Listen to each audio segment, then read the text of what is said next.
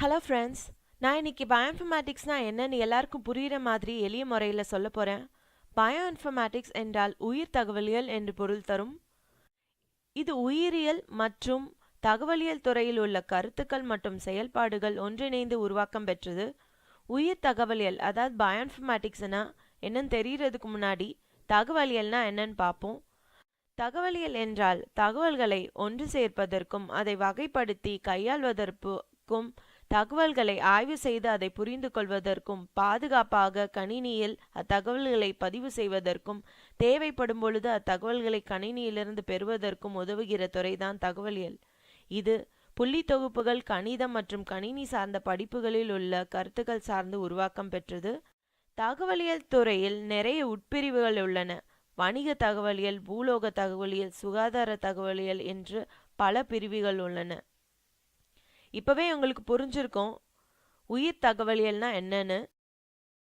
உயிர் தகவலியல் என்றால் உயிரியல் சார்பான தகவல்கள் மற்றும் குறிப்புகளை பாதுகாக்கவும் அதை வகைப்படுத்தி தகவல்களை ஆய்வு செய்து புரிந்து கொள்வதற்கும் பாதுகாப்பாக கணினியில் அத்தகவல்களை பதிவு செய்வதற்கும் மீண்டும் தேவைப்படும் பொழுது அத்தகவல்களை பெறுவதற்கும் உதவுகிற துறைதான் பயோஇன்ஃபர்மேட்டிக்ஸ் அல்லது உயிர் தகவலியல்.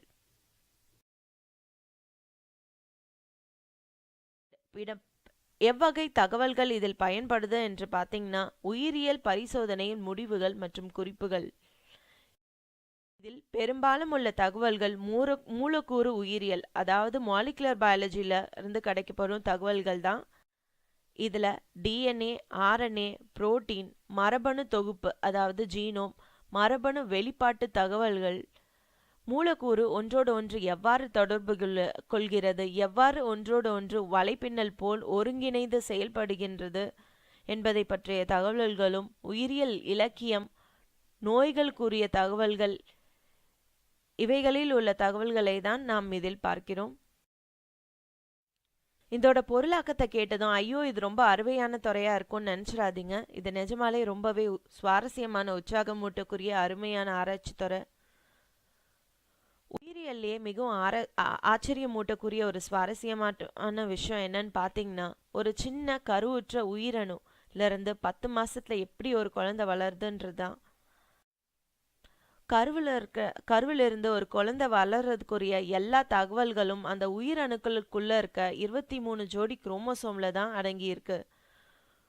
உடலின் ஆக்க மூலப்பொருள் மற்றும் உறுப்புகள் எப்பொழுது, எங்கே, எந்த இடத்தில் உருவாக வேண்டும் என்பதற்கான தகவல்கள் எல்லாமே இதில் இருக்கு. இதில் அடங்கியுள்ள தகவல்கள் எல்லாம் மனித வாழ்க்கையின் கையேடு அதாவது மேனுவல் ஆஃப் லைஃப் என்று கூறப்படுகிறது. இந்த குரோமோசோம்ல தான் டிஎன்ஏ இருக்கு. ஒரு நூலை சுற்றி நூல்கண்டில் எப்படி வச்சிருக்கோமோ அது மாதிரி டிஎன்ஏ குரோமோசோம்ல ரொம்ப இறுக்கமாக சுற்றி அடைக்கப்பட்டு இருக்கும். இந்த டிஎன்ஏல தான் தகவல்கள் எல்லாம் எழுதியிருக்கு. இப்போ டிஎன்ஏயோட கட்டமைப்பை பார்ப்போம். டிஎன்ஏயோட கட்டமைப்பை பார்த்தீங்கன்னா இதில் 4 கருக்காடிக்கூறு அதாவது நியூக்ளியோடைட்ஸ் மூலமாக உருவாகியிருக்கு. அடினைன், குவானின், தைமின், சைட்டோசின் என்ற 4 கருக்காடிக்கூறுகள் மூலமாக உருவாகியிருக்கு. டிஎன்ஏல எழுதியிருக்கிற இந்த தகவல்லாம் எப்படி புரிஞ்சுக்கலான்னு பார்த்தீங்கன்னா, டிஎன்ஏல உள்ள இந்த நியூக்ளியோடைடுங்களோட வரிசைகள் மூலமாக தான். இந்த செய்திகள் எல்லாம் கணினி மூலம் எவ்வாறு பதிவு செய்ய முடியும்னா, நியூக்ளியோடைடுகளின் வரிசைகளை ஏடிஜிசி என்ற 4 ஆங்கில எழுத்துக்கள் மூலமாக பதிவு செய்கிறோம். இப்படி தான் இருக்கும் டிஎன்ஏ சீக்வன்ஸ். இந்த டிஎன்ஏயோட வரிசைகளை எவ்வாறு தெரிஞ்சுக்க முடியும்னு பார்த்தீங்கன்னா, டிஎன்ஏ சீக்வன்சர் என்ற இயந்திரம் மூலமாக தான். டிஎன்ஏல இருக்க சில பகுதிகளை தான் நம்ம ஜீன்ஸ் அதாவது மரபணு என்று சொல்கிறோம். நம்மளோட தலைமுடி கலர், கண்களின் நிறத்தோட கலர் மட்டும் இல்லாமல் நம்மளோட உயரம், தோல் நிறம் எல்லாமே ஜீன்ஸ் தான் தீர்மானிக்குது.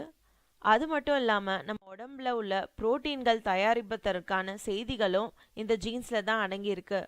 உடலின் ஆக்க மூலப்பொருள் மற்றும் உறுப்புகள் செயல்படுவதற்கும் அவைகள் கட்டுப்படுத்துவதற்கும் கட்டமைப்பிற்கும் தேவைப்படுவது இந்த புரோட்டீன்ஸ் தயாரிப்பதற்கான செய்தியை டிஎன்ஏலிருந்து தாங்கி வருகிற தூதுவராக செயல்படுகிறது இந்த ஆர்என்ஏ.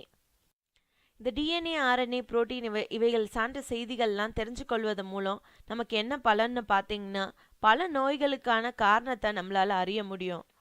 உடம்புல மூலக்கூறுகள் எங்கேயாவது தவறுதலாக மாறுபட்டு இருந்து இது இயல்பாக உடம்புல நம்ம செய்யும் செயல்கள் எல்லாத்தையும் பாதிக்கும், நோய்களுக்கு வழிவகுக்கும். மரபணுவில் ஏற்படும் மாற்றத்தை பிறழ்வு, அதாவது மியூட்டேஷன்ஸ் என்று அழைக்கிறோம். இந்த மியூட்டேஷன் எல்லாம் பத்தி படிக்கணும்னா மனித உடம்புல இருக்க மரபணுக்களின் செயல்பாடுகள் எல்லாத்தையும் பற்றி நம்ம அறிய வேண்டும். இதனால உயிரியல் ஆராய்ச்சியாளர்கள் மற்றும் மூலக்கூறு உயிரியல் ஆராய்ச்சியாளர்கள் மனித உடம்புல இருக்க மொத்த டிஎன்ஏக்களின் வரன்முறை, அதாவது டிஎன்ஏ சீக்வன்ஸ் அறிவதற்காக மனித மரபணு தொகுப்பு திட்டம், அதாவது ஹியூமன் ஜீனோம் ப்ராஜெக்டை 1988 ஆரம்பிச்சு 2004 நிறைவு முடிச்சாங்க. இதுல எல்லா குரோமோசோம்ல இருக்க டிஎன்ஏயும் இதுல சீக்வன்ஸ் பண்ணியிருக்காங்க.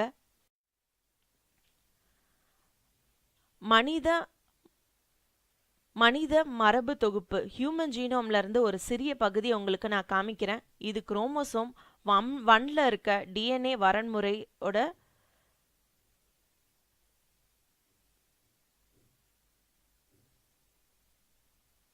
டேட்டா. இப்போ இதை பார்த்தீங்கன்னா ஒரு சிறிய பகுதியே பல பக்கங்களுக்கு நீண்டு கொண்டே போகுது.